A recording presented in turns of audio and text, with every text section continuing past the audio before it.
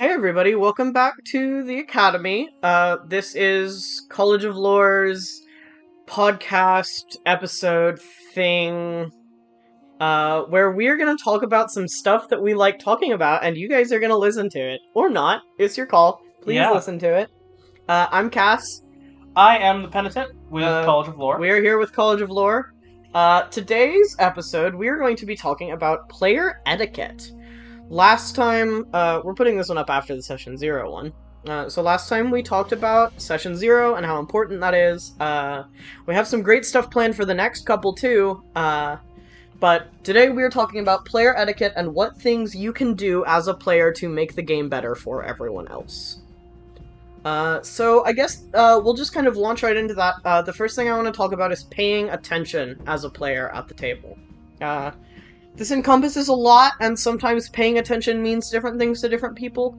In the Session 0 video, go watch it, we talked a little bit about rules that people might have at their game tables.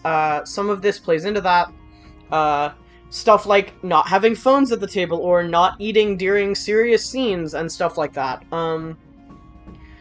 Hopefully, your DM never needs to implement a no phones rule if you're easily distracted, because you should be paying attention to what they're saying already, and this is a great way to avoid your DM getting mad at you. Yeah. Looking up rules on your phone is fine, snacking is fine, taking a drink is fine, even, texting someone really quickly if it's important is fine. But if your attention span, if the majority of your attention is somewhere other than the table and the game that you're playing actively at that moment, that's not very respectful. So fundamentally, just keep your eyes on the game, keep your ears on the game, keep your focus on the game. That makes everything really, really a lot easier. Do you have anything you want to add to that? So one of the worst things I think you can do on your phone, especially, one of the reasons a lot of DMs ban phones is I have seen people look up stat blocks of monsters. It's metagaming. Yeah. And I'm going to talk about that later, but yeah, metagaming is a shitty thing to do. Looking up stuff that will be relevant to the game later is kind of just a really crappy way to do that. Yeah. And so a lot of DMs will ban phones for not just attention span, but also for that reason. Paying attention is important, and I know that, monologues can get droning, descriptions can get droning, especially if your DM's a little new or dry. Or if just there's another character that's having a scene, and it's a very one-on-one or serious thing for them, but you're not involved. If something is focused on another character or another thing, you still have to be respectful and pay attention. Yeah. For several reasons. It's just generally a better thing to do to pay attention to just your character, and to pay attention to your character and other people's characters. Other players are playing the game in the same way that you are, for the same reasons that you are, so they deserve to have the same cool character moments that you're getting. You have to remember that you are not the only one in this game. You and the DM are not the only people at this table. Even if it's the DM monologuing, you are not the only player at this table. It's cooperative, it's collaborative, everyone's telling the story together, and if someone is getting excluded from that because you're not paying attention or caring about what they're doing, that's gonna have fallout later. Be invested in each other's scenes when you're at the table. Yeah. It's really easy to care about your scenes and kind of just tune out whenever it's something important to someone else. Yeah. Which is, in a party RPG, less of a problem. It happens sometimes in party RPGs. Mm-hmm. But as someone who comes from playing Burning Wheel a lot, Yeah. where you are almost never having scenes where all of the player characters are together, Yeah. find a way to get invested in each other's stuff. Because if you're enjoying the story told for you, you're probably going to enjoy the story told for them, and if you're not enjoying the story told for you, why are you still playing in that group? Yeah. I mean, even if it's not a super collaborative system or version of a game, you should still be invested in the other people you're here with having fun, because the chances are they want you to have fun, and you should want them to have fun too. If you're ignoring everyone else's stuff, and especially if you're not only doing that, but taking charge of a ton of scenes and not letting anyone do that, usually your DM will kind of cue everyone in as to, this is what's happening and this is who it's directed at specifically. If you're not paying attention to that, no one else is going to enjoy it, and also you're not going to enjoy it, because nobody's going to want to play D&D with you. Yeah, and you're not going to want to play D&D with them. Yeah. If you can't, especially in stuff like 5e and party-based stuff, you want to be as close to the other players and their characters as you can be, reasonably, and not crossing boundaries, obviously. Because being invested in each other's stuff is the #1 way to make this super fun for everybody. Yeah, and nothing is better than being at a table where every single person, DM, players, are invested in everything a character's story, you know. And I know with phones and stuff, and especially with other people's stuff, you know, I say this to someone who plays 6 characters in an actual play. Yeah. I have some attention issues. Yeah. I know you have some attention issues. I think other people in the scene, Travis Willingham has talked about attention deficit issues. Yeah.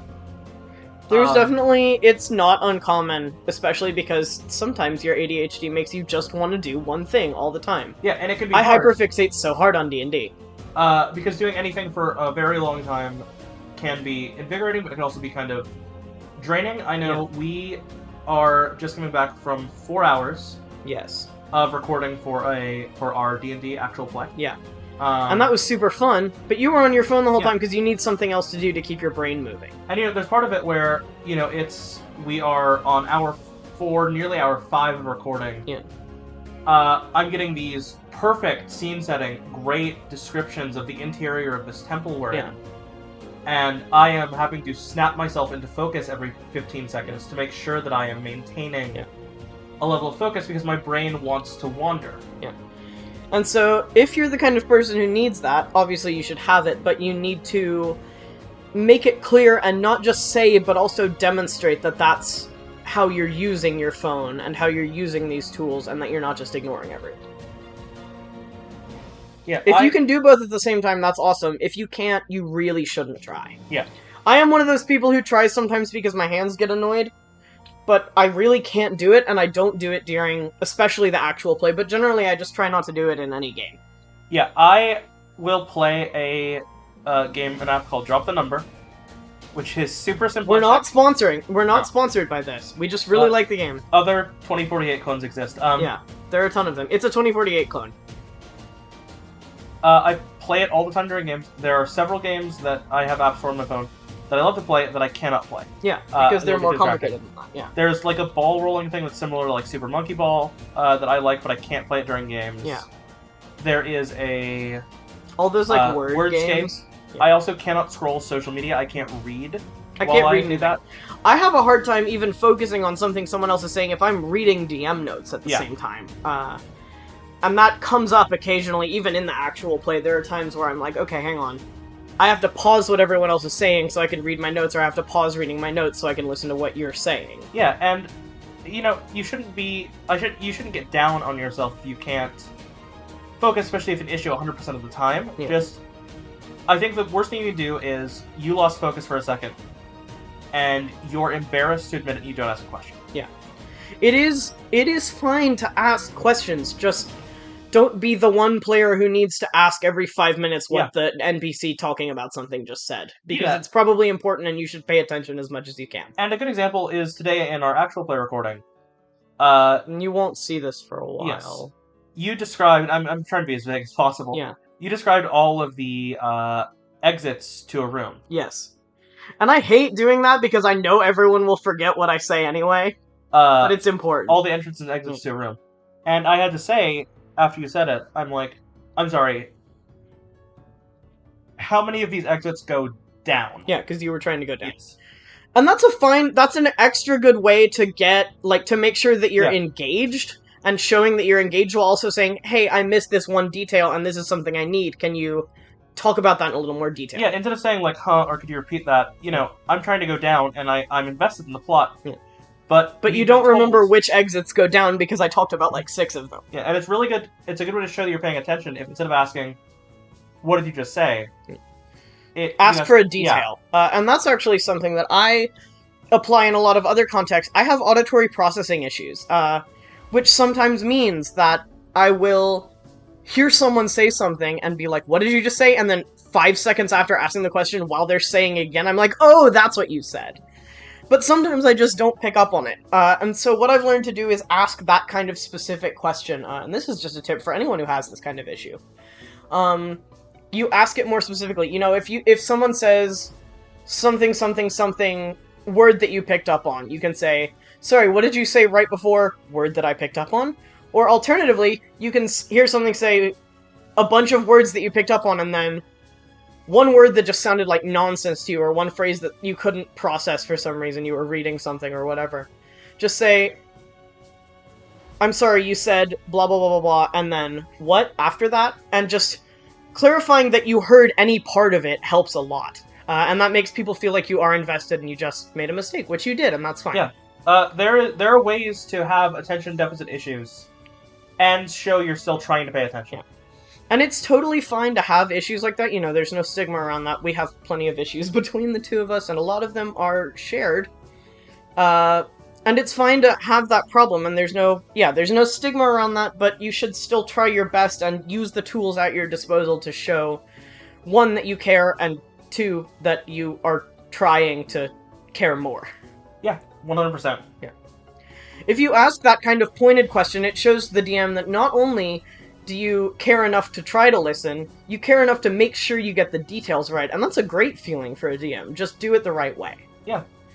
And on that note, respecting the DM. We're going to talk about respecting the DM and respecting the other players, but the DM is the showrunner of the game. If you have multiple DMs, just insert an S after the end of all the times that I say DM in this video. DMing is hard. DMing is hard, and DMs put a ton of work into what they build. Even if you think that they're just reading off a module script, which I'm doing a lot. I'm playing a module for the actual play. I'm running Curse of Strahd. I have plans that deviate heavily from just the source book material Curse of Strahd notes. DMs put work even into just planning stuff for how to make that work for their players. They put a ton of work into it, it's expansive, and what you can do to help them with that is to help them expand it further. Engage with their world. It is there for you to engage with. Do that. Engage with it. Find something interesting to latch onto it and help the DM run with that. If you give them stuff to use that intrigues you, they will use it and you will get to learn about it, and it will be so fun for everybody. I have never met a DM who does not love the idea of expanding on their lore to anyone who will listen. Yeah. If you give them something that you're like, oh hey, this is really cool, my character wants to explore X part of this, they might cry to their friends after because they're so excited that you asked them about it. And you can do this out of game too. You can ask the DM, hey, this note was really cool in the thing that you said today in the session. Do you have any more you can tell me about that isn't spoilery? And they will. I promise. You know, if your DM knows you're excited about something too, if you let them know you're excited about something hinted at or something that you kind of know is coming, but not sure in what way, it'll give them more energy to want to do it. Yeah. To know that you're actively excited about it. There was something that was brought up, and I'm super vaguing about this. Yes. Brought up about something that a character would like to see come up. Yeah. And then, the next session... Yeah. It came up. And then the next session it came up, and I was like, oh, perfect. Well, I'm gonna get my hands all over that. Because they said that they wanted to see it, and I was like, okay, well now I have this lead to throw at you and make you suffer in the most fun way possible. Another good example, I'll say right now. I am really excited to see your take on Berez. Yeah, I'm excited to show you my take on Berez. There's going to be some fun stuff that happens there. Berez, especially edited Berez, is one of my favorite places. It's a fun area, and there's so much more you can do with it than what the book gives you. And I'm excited to show it to you. I'm excited to show it to all of you whenever we get to that point in Curse of Strahd, in the actual play. Go watch the actual play. It's really fun, I promise. I'm having fun. You're having fun. Yeah. We're having fun. That's great. The DM has put in a lot of work to things. The DM is trying really hard to make things fun for you. Please listen to what they say so that they can continue to do that. Yeah. That ties into paying attention. If you're not listening to them, you'll miss a lot of information that nobody wants to have to repeat, and the other players don't want to have to hear them repeat it. But also just listen to how things work for them and their rules. Yeah. The DM's word is final. fundamentally. Like, if you don't like it, that's okay. And it's okay to ask them why that's their ruling and see if you can convince them to change it. But if they say no, that's just how it works, just accept it. It doesn't matter how well you know the rules. Yeah. The DMs say it's fine. Yeah. And sometimes, and this is encouraged in 5e and in the Dungeon Master's Guide and also probably in a ton of other source books, it is encouraged for DMs to bend the rules and change the rules and change stat blocks and change encounters and change anything they want to suit their version of the story they're telling. Yeah. These are guidelines and ideas, they are not hard rules. And if you know that a rule works a certain way and your DM says no, in this setting for this reason, or for no reason just because they like it better, it works this way, it works that way. Yeah, and there are a lot of I lost my point. That's okay. It happens. Speaking of attention issues. Speaking of attention issues. I lost the point I was going to make. I'm sorry, you had just said... I was talking about how rules are meant to be changed. Right. A really successful thing that you can do, if you know a rule is wrong, or your DM isn't sure on a rule, you can say, hey, would you like to know what the book says? Yeah. Not in a condescending way, but just... No. I do know this rule in the book, and if it's something it looks like they're making up on the fly as far as rules go, Yeah, there's no harm in saying, like, hey, I know that's not by the book, is that intentional? Or would you like to know how the book does? Yeah. I think even just saying, like, hey, from my knowledge of the sports book, the rule is X, is your change intentional? And if they say yes, then you say, awesome, cool, I like that, and go with it. Yeah. And if they say no, it's not intentional, you can say, hey, do you want to know what the rulebook says so that we can facilitate the scene?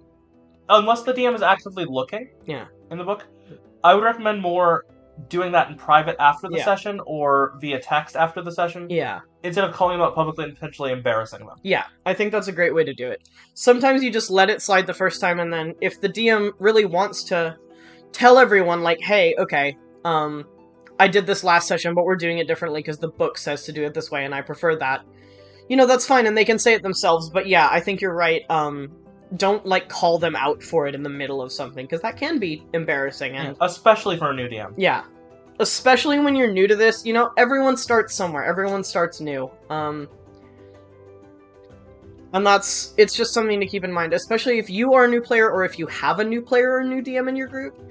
As one of the more experienced players in your group, if that's something that you are, your job should be to help them in a positive way and give them a good starting experience so they can build on that. You should never be condescending or negative or hurtful if they make a mistake. Yeah.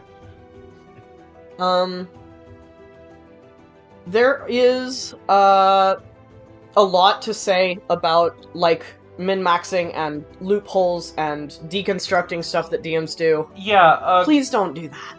Like, min-maxing is fine to a degree if that's your playstyle, but if what you care about is using weird combinations of things that no one would ever think of unless they saw them in a video someone else talked about, just to break the game or find a loophole in something, just don't do that. You're ruining it for other people. Yeah, if you just want to have the most optimal, best functioning character possible, that's fine. 100% fine. If you we make optimal characters all the time just because it's fun to play. And if your group is, crazy high combat power and all about this war between the DM's creations and the party... Yeah, that's fine. If that's the plot of your story, that's great. But if you're trying to find, like, glitches or loopholes or just finding a way to mess up the setting or poke a plot hole in something, that's another thing. Yeah. Don't poke holes in the rules, but also don't poke holes in whatever the DM tells you story-wise. It's not a video game. Yeah, it's not a video game, and you're not speedrunning it or trying to hack it. You're trying to enjoy the content of this game to its fullest, just like you would in most video games. If it's your first playthrough in a video game, most people, if not all people, take in as much of that as they can before they go straight to speedrunning or hacking or trying to exploit the system. You should do that here too. You should enjoy and immerse yourself in what's given to you instead of trying to break it. Yeah, and it might be kind of fun for you to troll to do this thing, but it's not usually fun for the DM unless that's the point of the game. And it's also not really fun for the players, because fundamentally because you're stealing the spotlight with all your Yes. weird ideas. Also, most of those things function rules as written, but Yeah. not rules as intended. Yeah, and that is And an important distinction. any DM will put their foot down about it. Yeah. If they know good enough. Yeah. A great example is the first thing I want to talk about. I have two really good examples of Okay. this. The Peasant Railgun. I was gonna say that one. Yeah, that's the big one. It is a post that I think we'll just put the text up on the screen if you want to pause and read it. Yeah, I'll do that. The idea behind it is that because actions happen simultaneously, Mm-hmm. you can simultaneously hand an object, typically a javelin, Yeah. up across a line of peasants, Mm-hmm. and because of how physics work, it will reach terminal velocity. The problem with that is you are using real-world physics in a game. and game actions, Yeah. and you want both to apply. And also, terminal velocity is not a mechanic in D&D. Yeah. It doesn't hurt more if you throw it faster. No. The Peasant Railgun is very stupid. It is not a thing you should do. Yeah. And anything like that is kind of just... It's there... I think most of those are made as jokes. If you're not using it as a joke, that's dumb. I have heard some D&D channels, and I am not gonna name names. Okay. Because I don't know names, that have done, like, videos on these cool, like, builds. Yeah. And just, like, they're stupid. They're really... It just takes the fun out of the game unless your fun is causing a headache for your DM. Yeah. And that's not fun for your DM. And it's not fun for the other players. The other really infamous one I want to talk about that, again, it technically works rules as written. I think any DM would be good to axe it. Yeah. It's the coffee lock. Yeah. It is a sorcerer warlock combination that has infinite spell slots essentially. Yeah. Because they never take long rests. Yeah. They can convert warlock spell slots into sorcery points and sorcery points into spell slots. Yeah. Warlock spell slots regenerate on short rest. Yeah. Temporary spell slots only reset on a long rest. Yeah. So you can have infinite spell slots. But also, like, you have to long rest at some Yes. point or you'll get levels of exhaustion. If I was DMing for that, I would say if you go more than, like... maybe a couple days. Yeah. Without a long rest, I would be like, you're gonna take a level of exhaustion, and that is gonna kill you in several days of this. Yes. You're gonna have to sleep at some point. You can't just take, like, power naps or sit there and chill and expect not to get tired. If you want to apply real-world mechanics to this, I will apply real-world mechanics to this. I can do that. It's a respect for everyone else at the player, and if you discuss beforehand, hey, let's all make goofy, game-breaking concepts and play it entirely rules as written. Yeah. That's fine. Yeah. That is your game. But unless everyone at the table is on board with it, please don't bring a concept like that. It's just, there's no fun for anyone else in seeing someone else ruin the game in that kind of way, mechanically or plot-wise. And the other thing, kind of related to this, but kind of branching off from it, is don't hijack the game. Yeah. If your DM wants to play and you had a session 0, please have a session 0. Please have a session 0. Watch our video about it. You talked about playing the certain type of game. Don't decide 3 sessions in, hey party, let's make this funny and ruin all the DM's plans. Let's, instead of going on this epic quest that we talked about in detail in session 0, wanting to be what we do, let's open a farm. Let's open a business. Let's become millionaires by farming this infinite magic item. Yeah. And just be like professional capitalists, which is something I've heard of players doing. Or the more traditional one, I'm just gonna kill your NPCs. Any of them show up. Yeah, that's dumb. Don't do that. That's such a shitty Even thing in an evil campaign. Yeah. In an evil campaign, fundamentally, you should be using that sort of thing against them, not just murdering them straight up. Even the most evil people don't just kill everyone they see. There is a strategy to evilness, and that is not it. Like, if you are a group of insane marauders who attack everyone they see, that campaign's gonna go 1 session. Yeah. And it's not gonna be fun for anybody. Yeah. Especially not for your DM who creates these things lovingly for you. And especially if you're just the one doing it, it's not gonna feel good for the other players. Yeah. To have their fun hijacked. I have played with people before. I have played in a group, the same group, with a huge power gamer And power gaming is fine, but again, you have to be the right campaign for it. Yeah. If you come to a... I actually was going to make this point earlier, and I got distracted by another point I made. Yeah. Power gaming is fine, but if you come to a table where you are a huge optimized power gamer, and the DM wants to have a heavy roleplay thing with combats that are meant to take you down to the skin of your teeth, yeah, that's gonna suck. Yeah. Almost none of our race class combinations are optimized in our actual play. And if they're a little bit optimized, that's fine. The race and class are never for us chosen on on what's useful, what gets a bonus. Yeah. It's just not like, and if you want to put things that give you a great stat bonus together, like that's fine, but that's never our only focus, and it's probably not most. Sometimes it works out that way. Yeah. Especially if it makes sense with the backstory you have in mind. But like I said famously in one of our first videos, I've played a Goliath wizard before. Yeah. Who was like third highest stat with his spellcasting. Strength and con were both higher. Yeah. And that's fine. I have a ton of preferences for characters that happen to line up that way. I love tieflings and I love sorcerers, and that's a great combination. You very often play a Kalashtar fighter. Yes. God, I love her so much. It is the least optimized thing in the whole world. Yeah. It's so useless. Yeah. Kalashtar do not get bonus to anything useful for fighters. Yeah. And the only reason that the reason those things go together at all is because she has a subclass about, like, psychic stuff. Which I think is a scrapped unearthed arcana thing, but I like it, so we keep using it. But, like, she's not optimized, she's just there because it's cool and fun. Yeah. But, if you're just there gonna blitz through every combat, because you optimized everything. Yeah, that's not gonna be fun. Yeah, and... especially not if that's not what it's intended to be like. Yeah.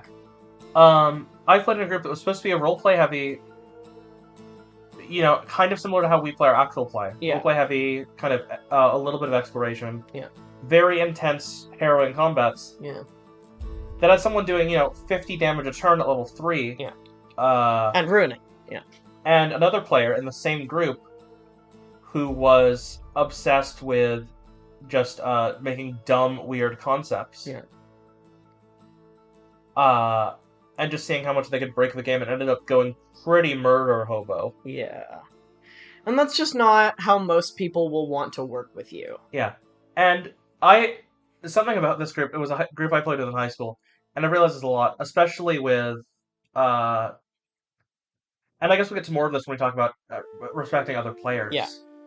But a lot of times, the murder hobo thing can be a thing that a new role player, especially someone who's a teenage boy, might use because they're scared to try to roleplay any other way. The point of this game is, in large part, to act out stuff into roleplay. If you're scared of roleplay, you either have to get over it or play something else. Like, it's hard at first and it's a little nerve-wracking, but it's fun. And that's part of the game, so you should enjoy that part as much as any other part. Yeah. There are a couple other things I want to talk about. We talked about metagaming a little. We can talk about that a little bit more.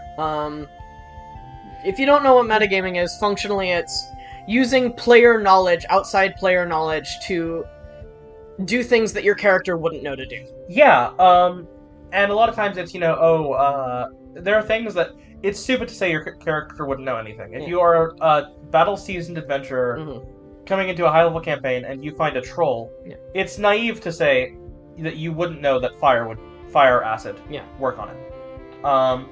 If you are a fresh-faced, like, village farm girl, that's a bit more unreasonable to know. Yeah. And in addition to that, oftentimes, your DM will have you roll a check on insight against someone. And that's sometimes a pretty big tip-off that that person is lying to you or evil. If you get that impression, don't, have your character catch on to that when it doesn't make sense for them to, especially if your DM has expressed in a role, implicitly or otherwise, that your character shouldn't know that. Don't use that outside knowledge to give your character a leg up and just make them kill this guy on the spot. Yeah, Also, it's not always accurate, at all. I do that all the time, and it's totally not about that. The most fun thing you can do as a DM is just randomly ask for an insight roll. Or perception. Perception. I love asking for perception rolls when there's nothing to see. Especially when they roll like a 25 and you're Yeah. like, okay, you don't see anything. Yeah. It's like, help. Help. What happened here? Like, I've played a character It's fun before. to roll a really high roll and not get anything. It's also fun to roll a really low roll and not get anything. It can be more fun to not know, to have your character not know something you know. Yeah. I've played a character, one of my favorite characters we've played, Mm-hmm. who, this is not an actual player or anything. Yeah. Was in a romantic relationship that was entirely one-sided, Mm-hmm. because he was pretending, Mm-hmm. with Strahd. Yeah. And out of game, obviously. Yeah, obviously, I mean, he's the guy on the cover of the book. And the whole point of him in the story, and, you know, you get told this early on in the story, is, you know, he's obsessed with Arena, and that's the only girl he's ever gonna love. And the thing you told me coming into the game was, hey, do you want to play a game where the PCs end up working for Strahd? Yeah. That sort of thing. Yeah. And you were like, yeah, that sounds awesome. But if I had metagamed and been like, oh, I don't trust you, you're evil, right away. That would have sucked, and it would have ruined the whole thing. One of the characters didn't trust Strahd. Yeah. Really early on.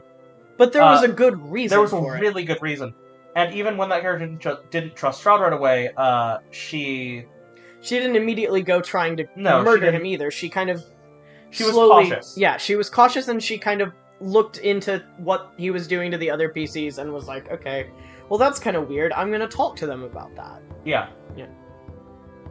That was the one where we had some PvP for the first time, maybe ever. Yeah. That was fun. But that's another thing that we're gonna talk about later, PvP. Yeah. The last thing I want to say about respecting the DM is... Oh, do you have something else? Yeah, basically just regarding the metagaming thing. Yeah. So, don't look up stat blocks of creatures, and don't call out the DM for changing the stat blocks. Because that's literally a thing the Dungeon Master's Guide says to do if you want to. I've heard tales about people that have walked into Adventurers League games, which, like, you pay money to go to AL games. Yeah. Having read the module they're doing for AL, Why would you do that? and specifically walking to avoid all the traps and find all the good loot. That sucks. Why would you do that? Then I've Don't done do it that. at AL, they've done it at home games. Yeah. They've been like, oh, I know what's in this room. I know how to find the magic item, it's in this room. And it's not there, and they get pissed at the DM for not having it there. Yeah. I heard a story once about someone who didn't know that you randomized the items in Curse of Strahd, Mm-hmm. and they were furious with their DM for moving the Sun Sword. That's stupid. Moving the Sun Sword. Moving. Quotations. It's random, y'all. That's so funny. But yeah, don't metagame.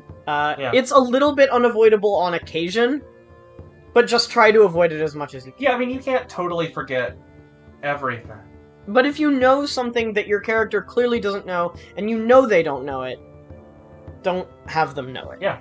And then the last thing, that I want to talk about on that section is don't call for rolls without the DM's permission.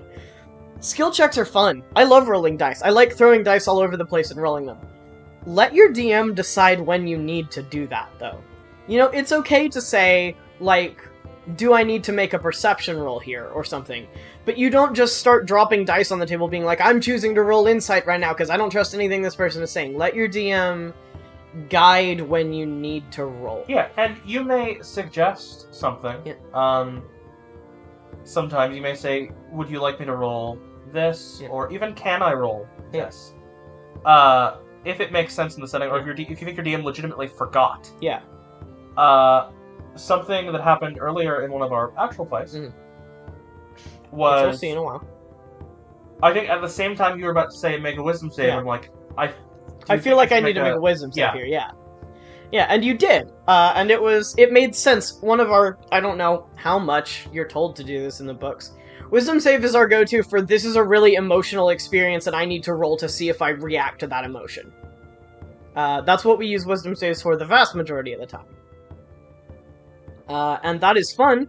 And you were like, hey, man, my character is really emotional in this scene. Should I roll a wisdom save? And I was like, yes, you should. Yes, but typically, unless you know the rules and the DM really well, calling, and especially calling frequently for rolls, it's just gonna come off as, like, annoying and pushy, yeah.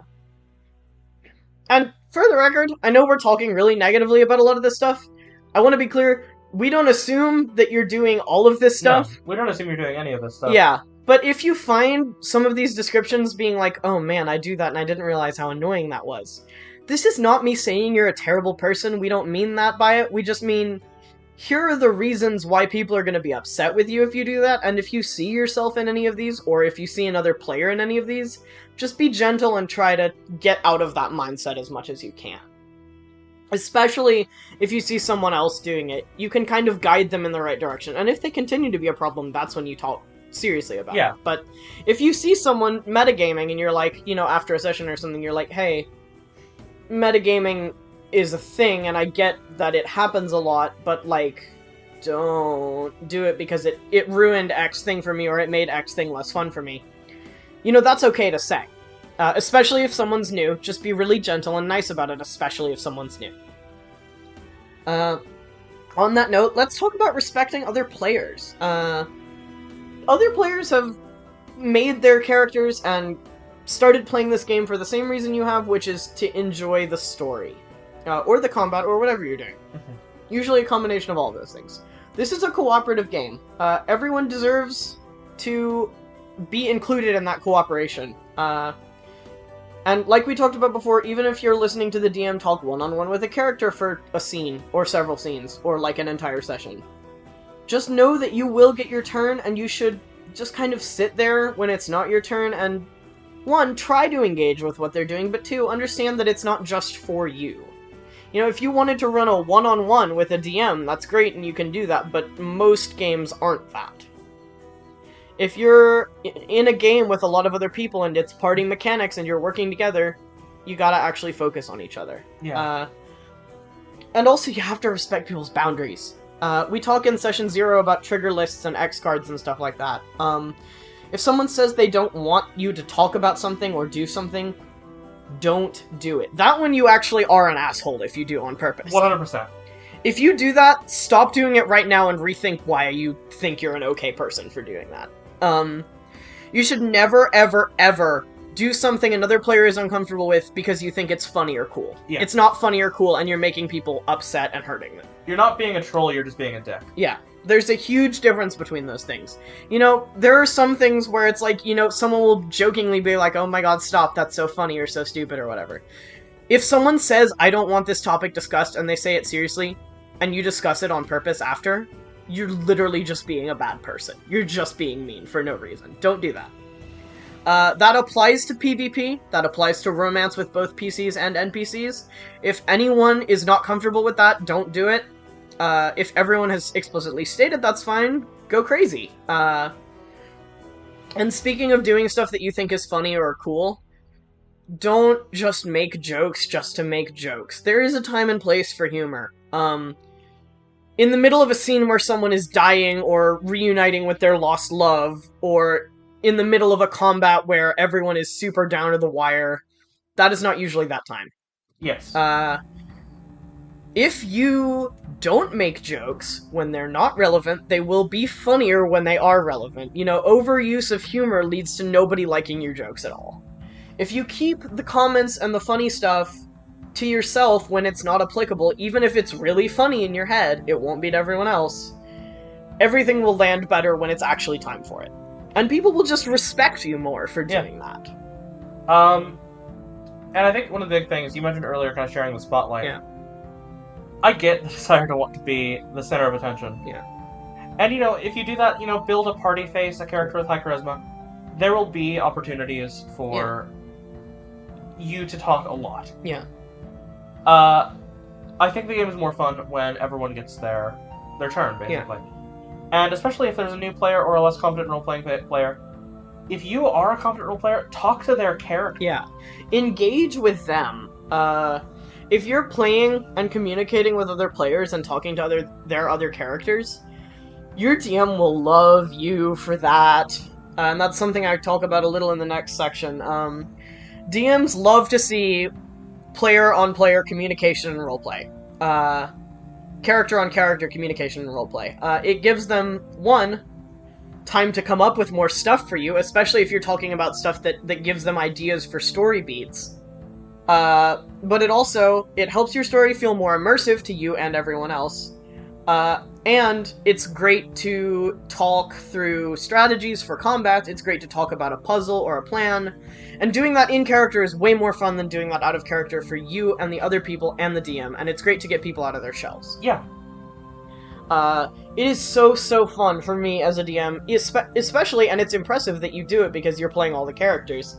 It's really fun for me to watch that interaction between characters, just as much as it's fun for me to watch you interact with my NPCs. Yeah. Both of those things are really fun for me. People making connections with each other is part of the story, and it shouldn't just be the DM's characters that you're connecting with.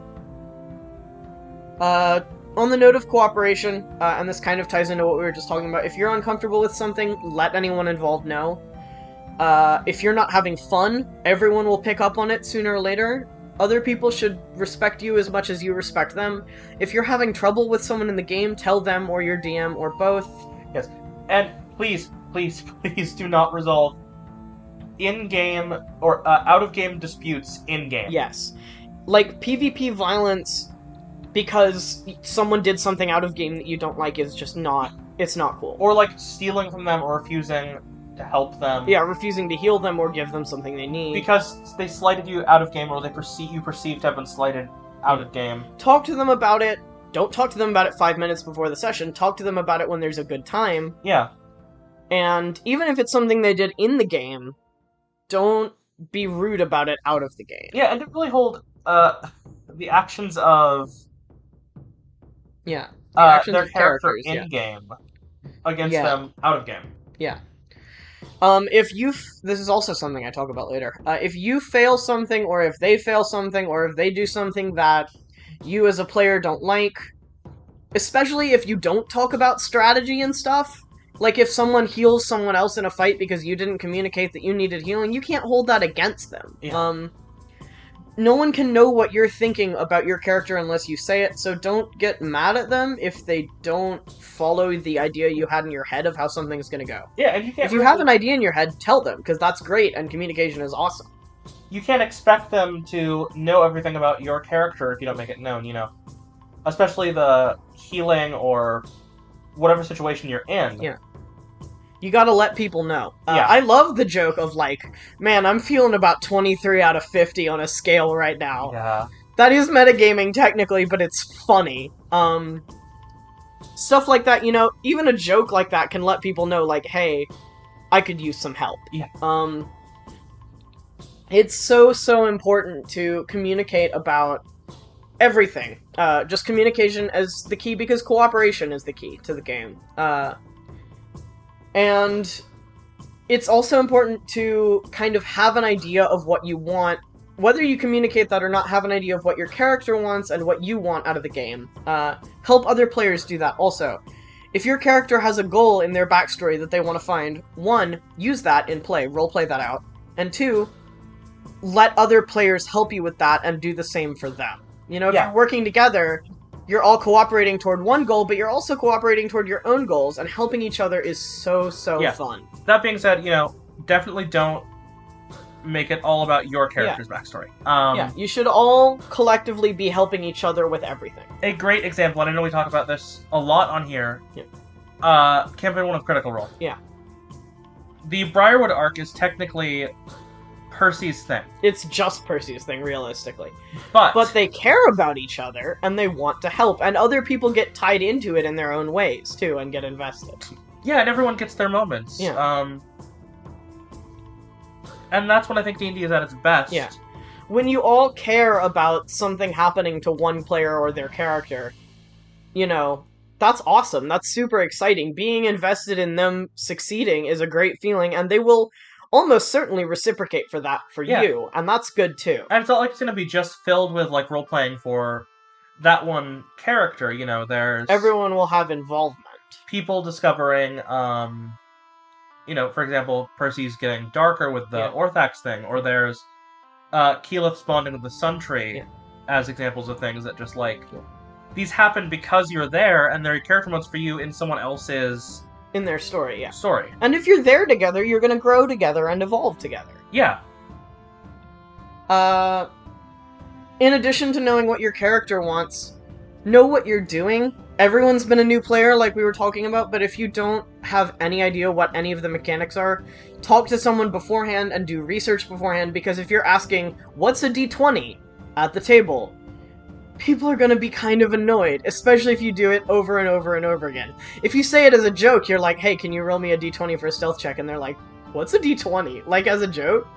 That's funny, but don't do it genuinely when there are other things, like in the middle of a combat or something. Don't be like, what am I supposed to roll for a short sword? But if you brought, like, a Yahtzee board or something, Yeah. and you're like, I thought we were just rolling d6. I thought we were just rolling d6s. That's funny. Again, there's a good time and a bad time to make a joke. And there's a good time and a bad time for questions. And you should have as much as you can in your head prepared. Even take notes to reference in-game. Yeah, or if you need them, if you're new. Watch videos on how to board game etiquette. Yeah, we're gonna make another video for board game etiquette. Or... Yeah? Is that what you meant to say? Watch videos for RPG etiquette. Is that what you meant to say? 100% yes. We're gonna make a video about board game etiquette now. Yeah, I can't wait for our second board game channel where I'm gonna show off the worst variant of Skippo ever created, even though that's a card game and not a board game. Our new channel, College of Uno. College of Uno. Yeah, we're gonna make a channel called College of Uno. If you go to college to study Uno, where are you going to college? I want to join you. I'm a Penitent from College of Uno, and welcome to the top 10 things to say when you have one card in your hand. Uno. Uno. Number uno. Uno. Yeah. So yeah, know what you're doing, know what you're getting into, know what your character is getting into, and what they want to do. And then kind of toward the end of this, just keep things reasonable with each other. Don't get angry if someone does something you don't like, or if you or someone else fails a roll that you thought was important. It just happens. It's luck of the dice. Don't be angry about failing rolls. Yeah. Failing is... sometimes more interesting than success. For example, there are a lot of people angry after basically any streamed game goes off. Yeah. When a character dies. Or fails a roll that would save someone, or don't get angry about character death as much as you can. You know, it's fair to be attached to a character that you played for a long time, but it happens. If it's really, really, really important to you that your character doesn't stay dead, you can talk to the players and the DM and be like, hey, is there a plot relevant or rules allowing way to find a way to bring me back? Yes. And that's a great quest for people sometimes. Death and failure, yeah, you get a whole story arc out of that. Yeah, you get a whole story arc out of that sometimes. Death and failure, you know, cheer for your successes, cheer for other players' successes, learn from and grow from your failures and other players' failures.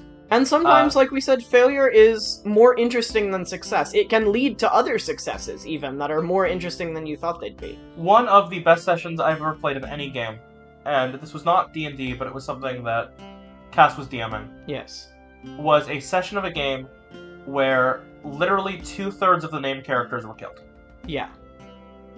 2/3 of all the named characters in the plot were killed off. I know what you're talking about now, and man, yeah, that was fun. It was awesome. And things got fixed. Yeah, some people came back eventually. Sort of got fixed. A lot of people suffered. A lot of work and a lot of trauma for those who survived. Yeah. You know, and that's interesting. Or again, to use... and if you're comfortable with it. Famous example, Critical Role, Mollymock. Yeah. God, I love Mollymock. That death changed every single person in the party. And it changed a lot of the course of the campaign. Yes.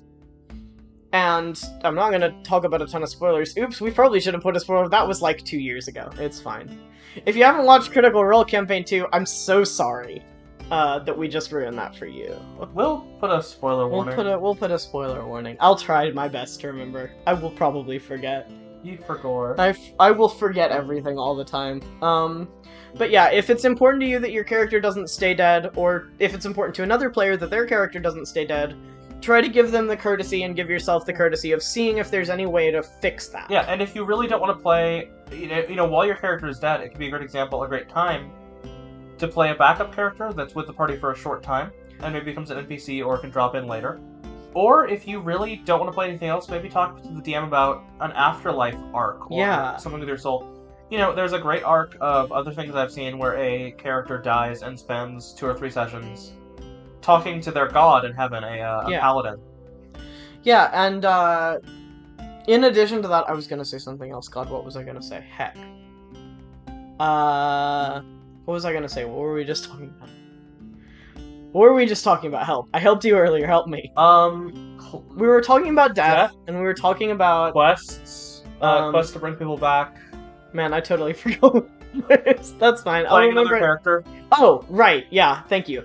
If your party has like an NPC that's following you around or something, maybe ask the DM if they could give you some notes and you could play that character for a little while. Yeah, Especially if they've been with you a while. You know, if you have a character in Curse of Strahd die and you have Arena in your party, see about taking over playing Arena for a little bit. It's actually really funnily true in Curse of Strahd games that some players, even without deaths, will look at Arena and how she's changed to the party and be like, hey, can I play Arena? Yeah. Instead, can I switch to Arena? That's fun. That's super fun. Speaking of, that actually reminded me, switching characters. Changing characters mid-campaign. Yes. Be honest, if you want to change characters. Yeah. Do not try to get your character killed off. Yeah. Just to make a new one. Yeah. It is a meme in the D&D community at this point of, you want to play new characters, you're desperately trying to get them killed off. Don't do that. Just be honest. Yeah. Just tell your DM, tell the other players, be like, hey, I want to do this. Is there a way we can write this in? I'm not enjoying playing this character anymore, or I think their story arc has run its course. What can we do to get something new in for me? And if you're a DM, please listen to them when they say that. Yeah, like, do everything you can at that point to adapt it, because otherwise they're not going to have fun. I've heard someone say they got told no because their party needed a cleric. That sucks. We've played parties without clerics before. We play them all the time. You guys don't even really like playing clerics as much. You told me once, at least. Sometimes we don't like having clerics in the party. We love playing clerics. Oh, okay. We don't like having them because it will occasionally make combat. Yeah, it will make fair. Death too easy to solve. Too easy to solve. Yeah, and that's fair. In an especially grim game, yeah, it's cool to have no clerics. Yes. Especially if it's a game where you want kind of death to be an overhanging threat. But it's also really fun to play clerics, and I love playing clerics. I mean, there's a cleric in our actual play. I love Ruby. She is a great character. I think about some of the clerics we've played. I think about how much I adore them and their backstories. I think about, I'm thinking about Razara right now. Yeah, some of my best characters are, funnily enough, clerics. Yeah. Azithra. Yeah, we talked, I don't remember which episode of the this. Human character raised by a dragon. Yeah, I don't know if that will have gone up yet. You had a human character who was raised by a dragon, and she was convinced that she had the soul of a dragon, and maybe she did. Who knows? She did. Fun fact. Yeah, because her mom liked her. Because she had the soul of a dragon. And she was a cleric to Tiamat, despite being a human, and that was so fun. A human cleric of Tiamat is a really fun. It was such a fun idea. By the way, if you guys hear us talking about character ideas and you want to use them in your home games, like email me and I'll give you their sheet. I think I would be thrilled. And I mean this, if you want to play any of the characters from our actual play. Yeah. Please do that in your home games if you get really attached to them. I will send you notes if you want me to. We can send you their backstories. We'll send you the sheet. We'll send you their backstory. I'd like if you not spoil their backstory online if parts haven't come out yet. Yeah.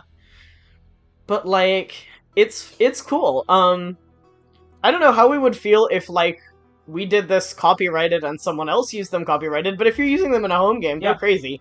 If you really get that attached to something we talk about or play, even if you just get an idea from us saying something like Human Cleric of Tiamat. Or something from Game Tales or any of that. Feel free to steal our ideas as long as you're not, like, claiming them entirely as yours. Also, redirect people to our channel if you think we're that cool. Yeah. Because we want views. And yeah. To get back into what we're actually supposed to be talking about. That does bring me around to, talking about playing new characters. You know, be honest with your party. But the other thing is, don't switch too often. Yeah. Don't be the type of person that makes a new character every 2 weeks. Yeah. I have played someone like that before. I have DM'd for someone like that before.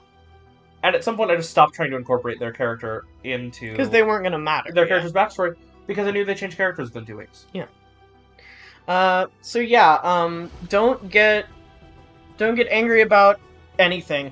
Just try to be calm about Just chill out. Just chill out. This game is supposed to be fun. If you're getting that upset about it, take a step back and figure out why and try to resolve that. One more note on keeping things nice to each other. Don't mess with other people's stuff. That is not just limited to snacks. That is not just limited to their dice. Although, don't touch people's snacks or dice. Don't mess with their backstories. Don't mess with their scenes and their cool moments. Just let people have their space. They will let you have yours if you are respectful, like 99% of the time. Yes, and just be, cognizant of their boundaries. Yeah. If you don't have dice, if you don't bring dice, it can be real easy to say, hey, Can I roll borrow? your D20? Can I roll your dice? If you don't have dice... And you're playing this game, they're not, like, that expensive. They're, like, $10. Ask somebody if they'll loan you $10 for a set of dice. You don't have to have nice ones. Nice dice. Yes. Dice. Dice. But, like, be careful with their character sheet. Understand they care about their character as much as you care about yours. Maybe more, depending on if you're that kind of person, I guess. I get really invested in all the characters I play, NPC or PC.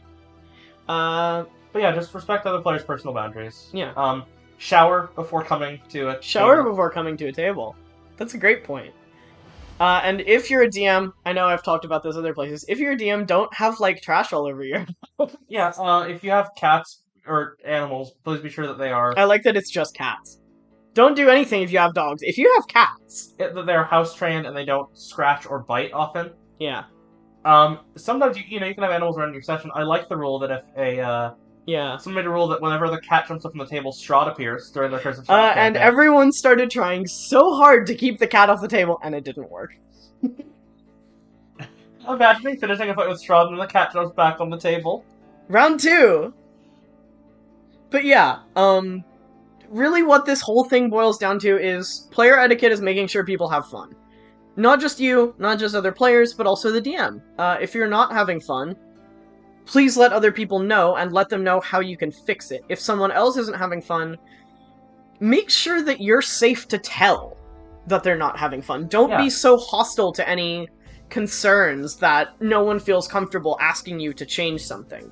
Yeah, be approachable. If you notice that you're in a D&D campaign and you are, like, the only one talking in character half the time, and then you notice that starts to translate, you're the only one talking out of character half the time. Yeah. If no one wants to talk around you, they probably aren't having a good time. Yeah. Just be aware of other people and how they're feeling and how they're acting and their boundaries. D&D and a lot of other games, not all of them, but a lot of them, are team-based. They're cooperative, they're collaborative, and if you're not being respectful and being kind, you can't cooperate and collaborate. You can't be a team. The point of at least D&D and similar games is to all work together. If you're not having fun, you're not working together. If you're not respectful, you're not working together. Even if you're not co-op games. Burning Wheel, or I've had games, even D&D games, where we have a villainous antagonist party. Yeah. Root for each other's successes. Yeah. Enjoy when one side wins out over the other, or when someone else has something exciting or cool or dramatic happen to them. Just because your characters are on a team doesn't mean your players can't be on a team. Yeah, exactly. Make sure everyone's having fun. Make sure everyone's happy as much as they can be. It's okay to be sad when something sad happens, but overall you should be happy and having fun and enjoying yourself, and that is what is the most important. Yes. Do you have anything else you want to say before we wrap this up? I'll say this. Take a lot of the really hard things, take the time you need to grieve of stuff in game. But do take it with a grain of salt. The worst thing you can do if your character dies, or something horrible happens to your character or a beloved NPC, is sit there and sulk and not talk to anyone. Yeah, and not react appropriately in-game as well as out of game. Yeah. I've had experiences before, I've heard of experiences before, where their character will die and they will just sit there and not say anything. Yeah. And the DM will feel pressured to find a way to bring them back really quickly without doing anything useful and logical, And just, it should hurt, it will hurt. Yeah. It's okay to cry, it's okay to express grieve, that, but please don't shut down. Yeah. It's one of the worst, and don't look angry about it. Yeah. The worst thing not is anyone's be angry at your DM for killing off a character. Or another character for not doing more. It's not anyone else's fault, and it's not your fault. It just happens sometimes. And it's one of the things that just... Death is so huge, and it's gonna hurt, and it's gonna be hard for a lot of people. Yeah. In-game and out of game. if you can find a way to get excited about the new quest or your new character, Yeah. or direct an upset player Yeah. to get excited about the concept of playing a new character Yeah, or going that's on a quest to awesome. revive them, There's always something you can do. that's a fantastic thing. There is pretty much always something you can do to make everyone enjoy the game. You should do those things as much as you can. With all that said, I'm Cass. I am the Penitent. We are here with College of Lore. We have presented to you some great tips on how to be the best player you can be and also how not to be the worst player you can be. Take it to heart, but remember to have fun and enjoy things and take care of yourselves. And we will see you again on the next episode of the Academy and in all our other videos. Check out the rest of our stuff. Follow us on Twitter. Follow me on Twitter. Yeah, you have a Twitter. We'll link that in the description. Yeah. Come hang out with us in other ways. Interact with our other content.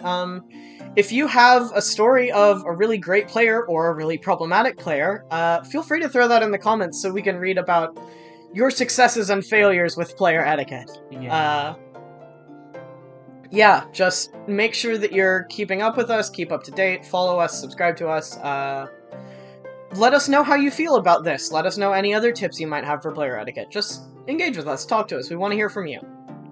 So that said, Cass, the Penitent, thanks for coming. Thank you for watching this video from College of Lore. Remember to like this video, subscribe to join the party, and have a fantastic adventure.